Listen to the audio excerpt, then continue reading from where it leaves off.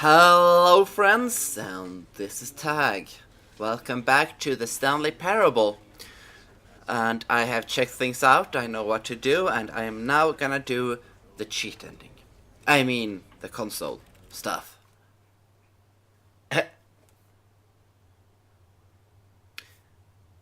I will, but I forgot something. As soon as we're loaded in, I'm gonna fix what I forgot to fix. Because I'm a dum-dum, you know. I keep doing dum-dum stuff. Alright, skipping, going in. And actually, I did find something else when I was... Because I went... So, I went to the bottom and left Stanley loaded in and standing. And something happened. So we're gonna see if it happens again. If the game will... There we go. Alright, let's just... see how long it takes.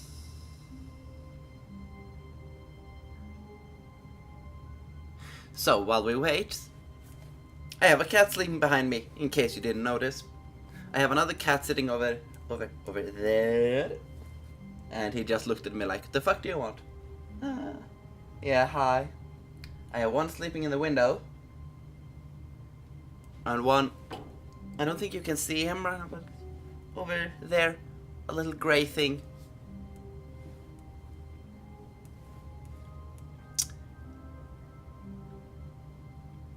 This isn't awkward at all. I may have screwed it up because I moved tabbed. I'm gonna give it a few more moments here. Just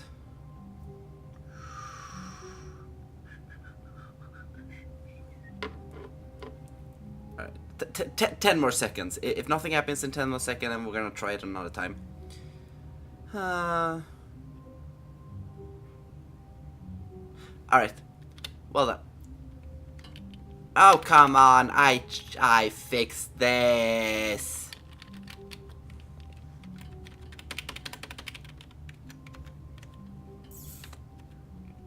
But I fixed this. I did. How about this? Does that make any difference, maybe? Just gonna... Because I fixed it. Alright, I'm sorry. Quit. Sorry. Sorry.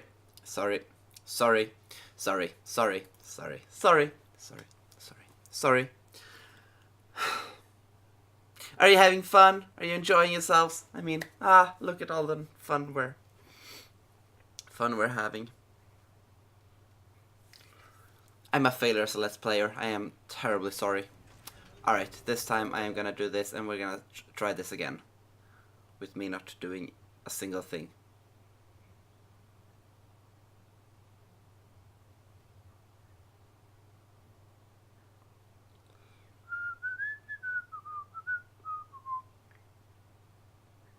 Just there. No touching anything.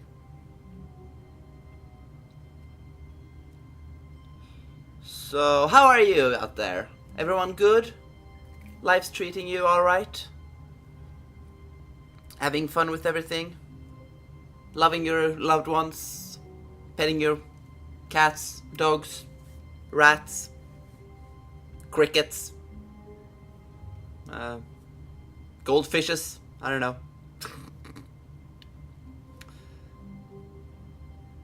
There seems to be absolutely nothing going on.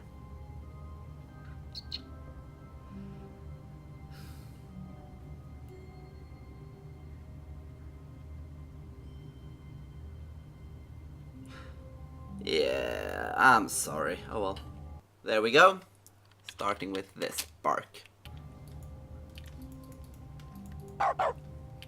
Every time I click and stuff now, there will be a barking noise. Whoops.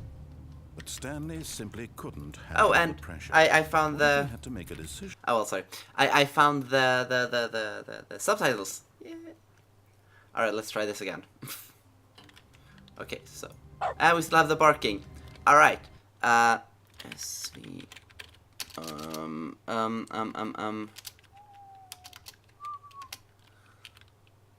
Alright, there we are. Bum ba bum ba bum ba bum ba bum. Let's see if we can find there.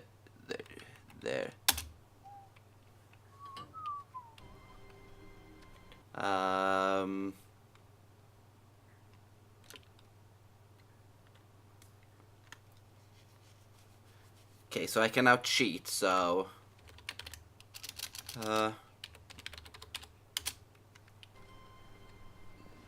no.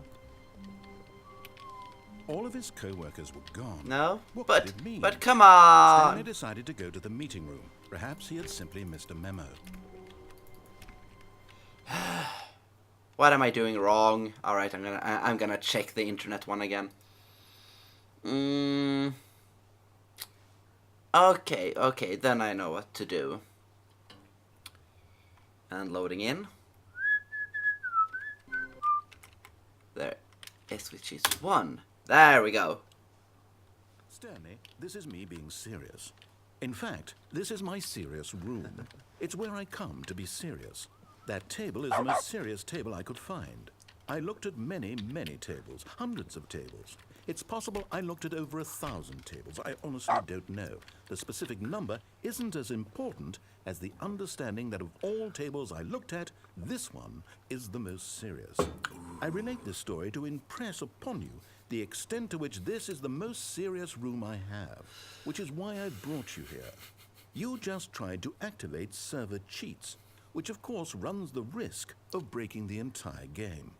You've got no respect for the strict order of scripted narrative events, and I just can't have that. It's time to get serious, Stanley. No jokes, no games. Outside of this room, I might be more tolerant of those things, but now we're in the room. I love it. Which is why I'm subjecting you to the most serious punishment I can think of. 100 billion trillion years standing here in the serious room.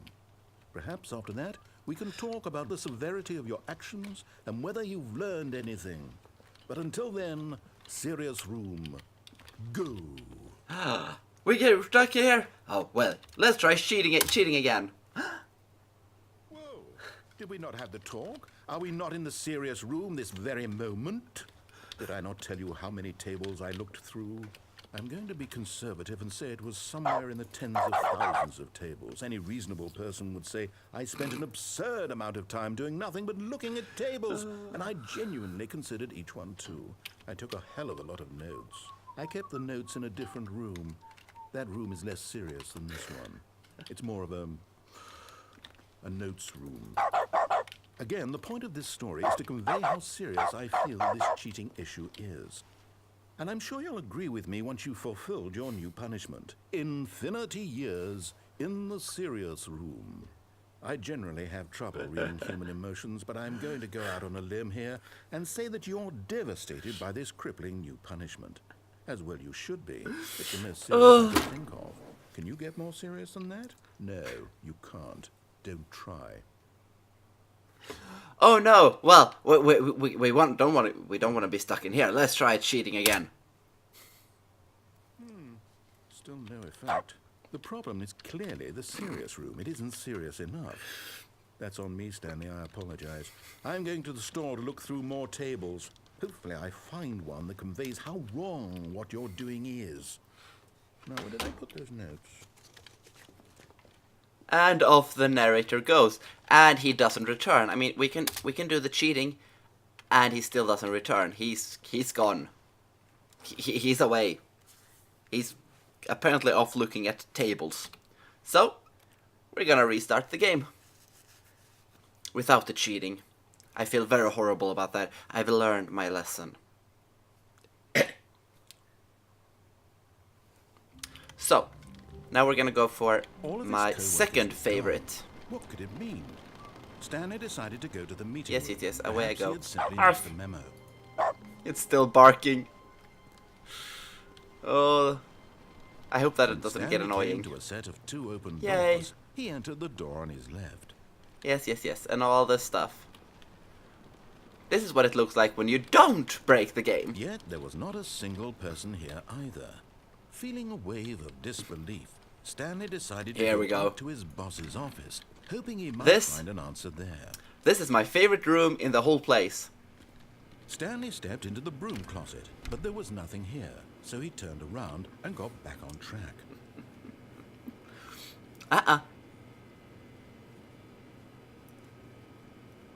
There was nothing here. No choice to make, no path to follow, just an empty broom closet. No reason to still be here.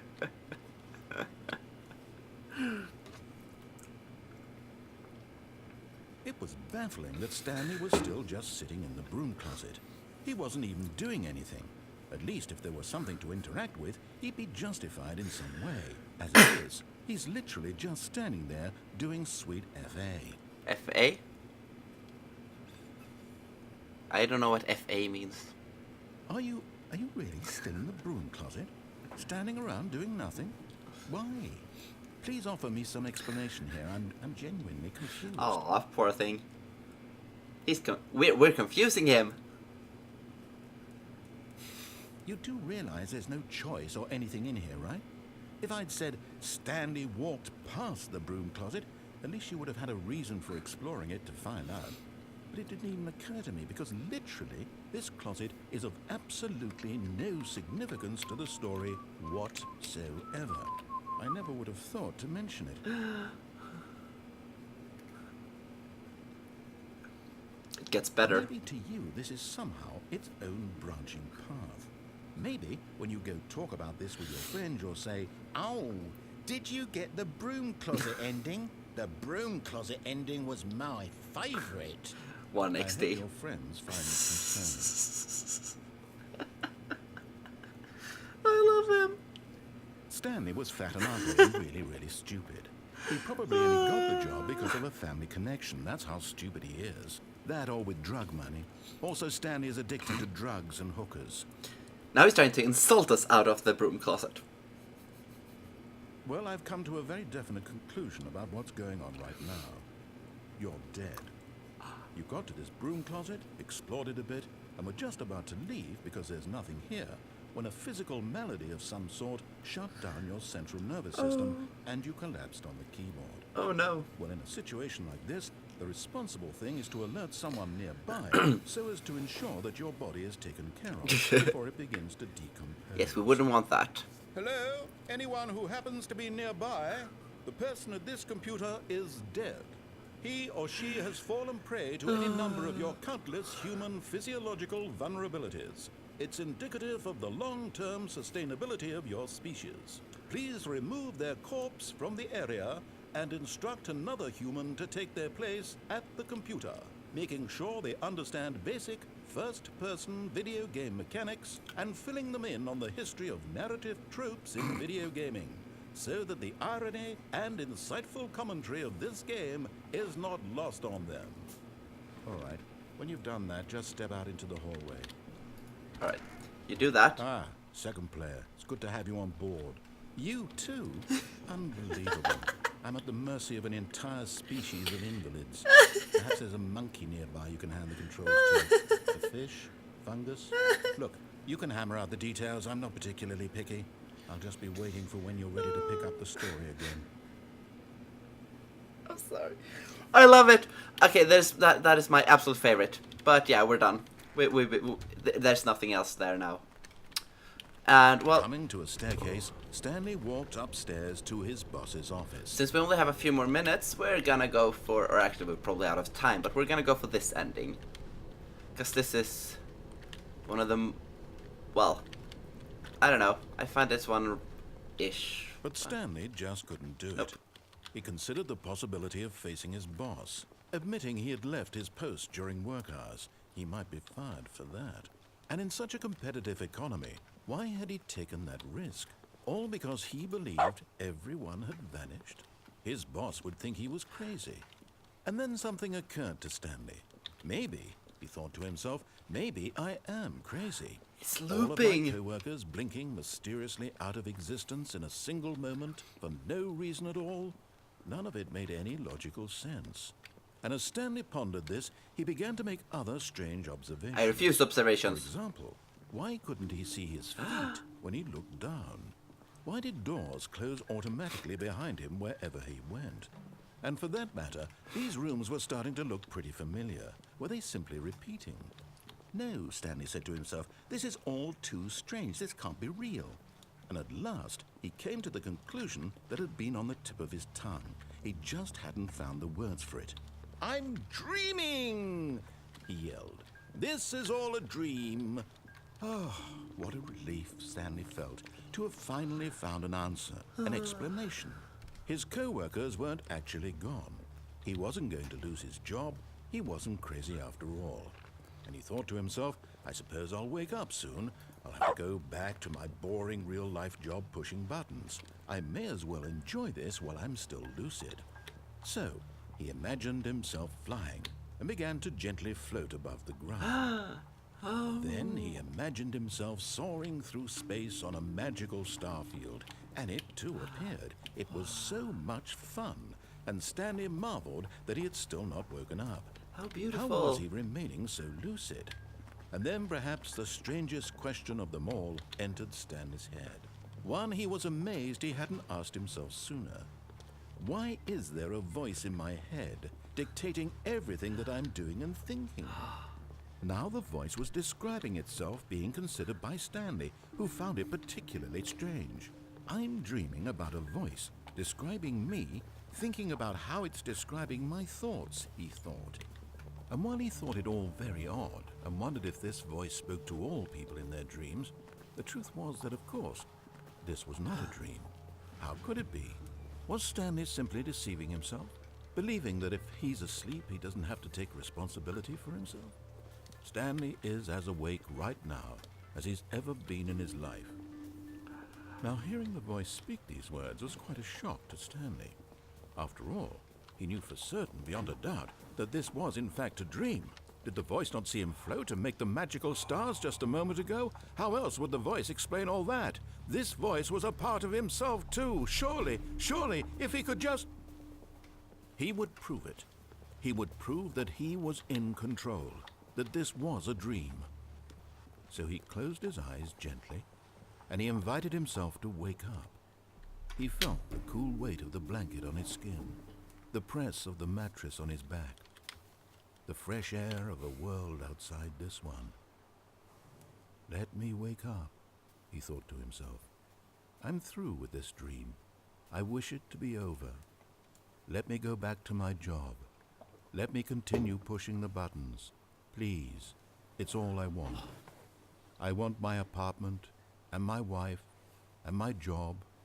All I want is my life exactly the way it's always been. My life is normal. I am normal. Everything will be fine. I am okay.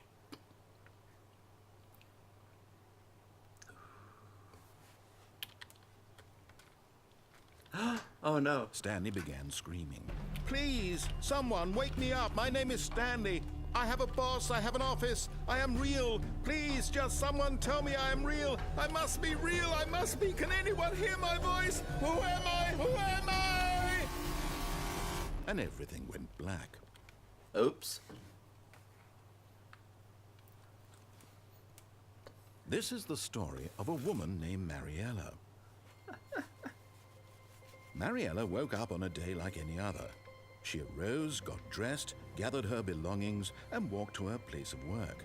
But on this particular day, her walk was interrupted by the body of a man who had stumbled through town talking and screaming to himself, and then collapsed dead on the sidewalk. And although she would soon turn to go call for an ambulance, for just a few brief moments, she considered the strange man. He was obviously crazy. This much she knew. Everyone knows what crazy people look like. And in that moment, she thought to herself how lucky she was to be normal. I am sane. I am in control of my mind. I know what is real and what isn't. It was comforting to think this, and in a certain way, seeing this man made her feel better. But then she remembered the meeting she had scheduled for that day, the very important people whose impressions of her would affect her career, and by extension, the rest of her life. She had no time for this, so it was only a moment that she stood there, staring down at the body. and then she turned and ran. Ta-da! Get down, kitty.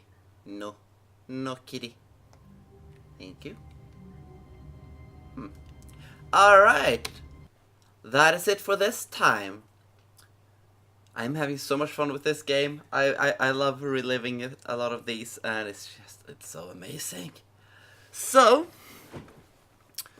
thank you all so much for joining me on this adventure into the Stanley Parable. I hope you enjoyed the Broom Closet ending as much as I did. I hope to see you in the next one as well. This is Tag, signing out.